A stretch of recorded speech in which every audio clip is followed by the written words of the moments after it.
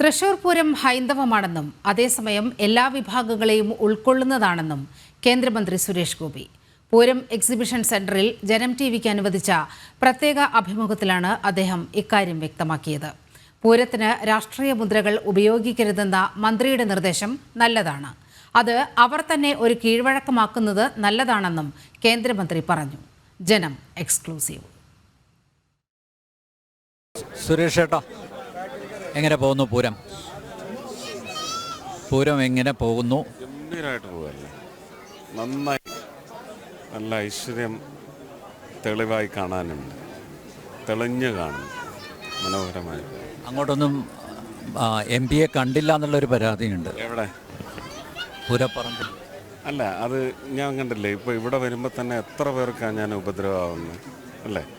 പ്രിവിലേജിൻ്റെയൊക്കെ പുറത്തേ നമുക്ക് വരാനൊക്കത്തുള്ളൂ. ആ പ്രിവിലേജിൻ്റെ പുറത്ത് വരുമ്പോഴേക്കും ഉണ്ടാകുന്ന മറ്റുള്ളവർക്കുള്ള ബുദ്ധിമുട്ടെന്ന് പറയുന്നത് എനിക്ക് ചളിപ്പാണ്. അതുകൊണ്ടാണ് ഞാൻ മടിക്കുന്നത് പോകാൻ. അതല്ലെങ്കിൽ പിന്നെ നടന്ന് പോകുന്നതിനകത്ത് വേറെ അപകടങ്ങളൊന്നും ഉണ്ടാവില്ല, മറ്റുള്ളവർക്ക് ബുദ്ധിമുട്ടുണ്ടാവില്ല എന്നുണ്ടെങ്കിൽ നടന്നു വരാൻ ഞാൻ തയ്യാറാണ്. ഒരു വണ്ടിയും എടുത്ത് ഇങ്ങനെ വരുന്നതിനകത്ത് വലിയൊരു അസ്ക്യത തോന്നുന്നു. അതുകൊണ്ടാണ് ഈ പൂരത്തിൻ്റെ സ്പിരിറ്റ് ഉൾക്കൊള്ളാതെ ചില കോൺട്രവേഴ്സ്യൽ റിമാർക്സ് ഒക്കെ വന്നിട്ടുണ്ട് മന്ത്രിയുടെ ഭാഗത്ത്. കോൺട്രവേഴ്സ്യൽ റിമാർക്സ് ഒന്നും നമുക്ക് കഴിഞ്ഞ വർഷം ഒരു വലിയ ഡെൻറ്റാണ് ഉണ്ടായത്. അതിൽ നിന്ന് അവർ പഠിച്ച് അതിനൊരു തിരുത്തലുണ്ടായിട്ടുണ്ട്. അപ്പോൾ കൂടുതൽ അതിൻ്റെ പേരിൽ അപകടങ്ങൾ ഉണ്ടാവാതിരിക്കാനാണ്. അതിനകത്ത് വെളിവാക്കേണ്ടതായ ചില കാര്യങ്ങളുണ്ട്. അത് ആ പറഞ്ഞവർ വെളിവാക്കിയിട്ടുണ്ടാവണം. രാഷ്ട്രീയ മുദ്രകൾ എന്ന് പറയുന്നിടം വരെ ഓക്കെയാണ്. രാഷ്ട്രീയ മുദ്രകളൊന്നും, രാഷ്ട്രീയം എന്ന് ഞാൻ ഉദ്ദേശിച്ചത് രാഷ്ട്രീയ കക്ഷികളുടെ ഒന്നും മുദ്രകൾ വേണ്ട. മറ്റത് പൂരം എന്ന് പറയുന്നത് ഹിന്ദു ആക്ടിവിറ്റിയാണ്. പക്ഷെ അത് എല്ലാവർക്കും അവകാശപ്പെട്ടതാണ്.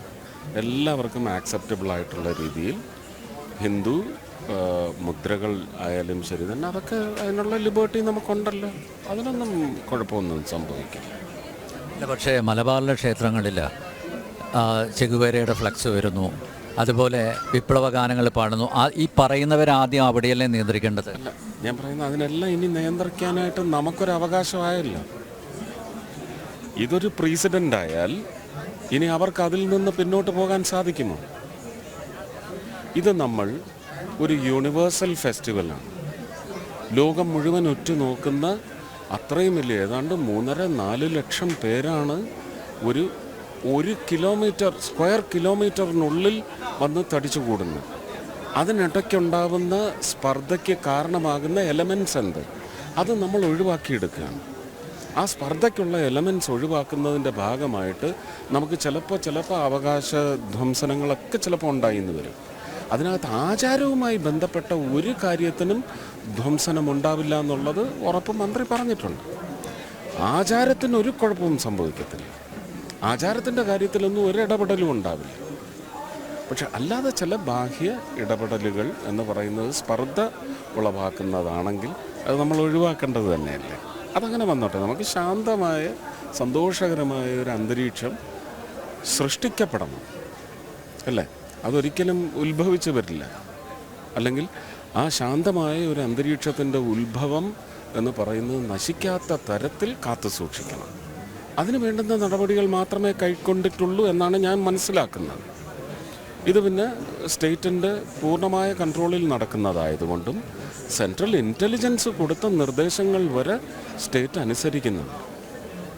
ഡ്രോണിൻ്റെ കാര്യത്തിലായാലും ഷാഡോ പോലീസിൻ്റെയും മഫ്റ്റി പോലീസിൻ്റെയും എല്ലാ എണ്ണത്തിലെ ആധിക്ക്, ഇതെല്ലാം നമ്മുടെ കാലികമായ ചില വിഷയങ്ങളെ സംബന്ധിച്ച് നമ്മൾ എടുക്കേണ്ട പ്രതിരോധ നടപടികളുടെ ഭാഗമായിട്ടാണ്. അത് ഉൾക്കൊണ്ടുകൊണ്ടാണ് കേരള സർക്കാർ ചെയ്തിട്ടുള്ളത്. നമ്മളതും അംഗീകരിക്കേണ്ടത്. അപ്പോൾ സ്പർദ്ധ അല്ലെങ്കിൽ ഒരു അലോഹ്യം, ഒരു അലോസരം എന്നൊക്കെ പറയുന്നത് ഒഴിവാക്കാനുള്ള എല്ലാ നടപടികളും, ഇത് നമുക്ക് പ്രീസിഡൻ്റാണ്. ഇത് നമ്മുടെ ബെഞ്ച് മാർക്കായിരിക്കണം. ഇനി അടുത്ത വർഷം മുതൽ അനിൽ നേരത്തെ പറഞ്ഞുള്ള വിഷയങ്ങൾ ഉണ്ടാവുകയാണെങ്കിൽ നിങ്ങൾക്ക് ചോദ്യം ചെയ്യാം, ജനങ്ങൾക്ക് ചോദ്യം ചെയ്യാം. ഞങ്ങളെ ചോദ്യം ചെയ്യുന്നു. ജനങ്ങൾ ചോദ്യം ചെയ്യണം. ജനങ്ങൾ ചോദ്യം ചെയ്താൽ മാത്രമേ അവിടെ ജനാധിപത്യമാവുന്നുള്ളൂ അല്ലേ? Who is the master of democracy?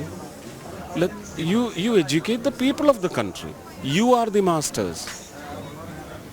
We are only servants and we are only governors. We are only steering democracy. But you are the vehicle. You are the masters. Okay, വളരെയധികം നന്ദി. പൂര ആശംസകൾ പ്രത്യേകം. Thank you. നന്നായിരിക്കട്ടെ, എല്ലാം ഭംഗിയായിട്ട് വരട്ടെ. സന്തോഷം മാത്രമേ എല്ലാവർക്കും ലഭിക്കൂ.